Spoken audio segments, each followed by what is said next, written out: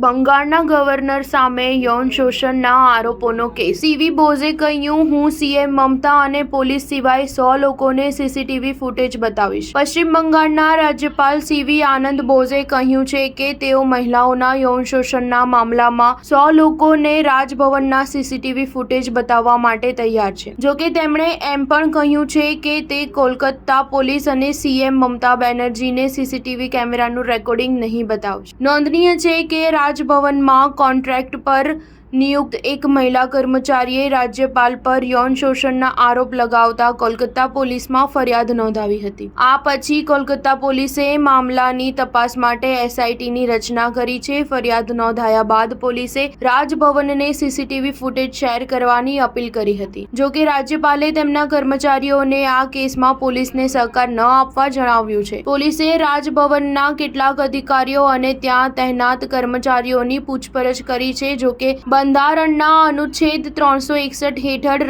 રાજ્યપાલ જ્યારે પદ પર હોય ત્યારે તેમની સામે ફોજદારી કાર્યવાહી કરી શકાતી નથી. બુધવારે રાજભવનના એક્સ હેન્ડલ પર પોસ્ટ કરવામાં આવ્યું, જેમાં લખ્યું છે, ગવર્નર બોઝે પોલીસના આરોપોને મનગઢંત ગણાવ્યા અને લખ્યું કે તેમણે સત્યની સામે પોલીસ વિરુદ્ધ કાર્યક્રમ શરૂ કર્યો છે. જે લોકો રાજભવન ખાતેના કાર્યક્રમમાં ભાગ લેવા માંગતા હોય તેઓ ઈમેલ અથવા ફોન દ્વારા તેમની રિક્વેસ્ટ મોકલી શકે છે. સ્ટાર ન્યૂઝ 7 હંમેશા સચ્ચાઈની સાથે.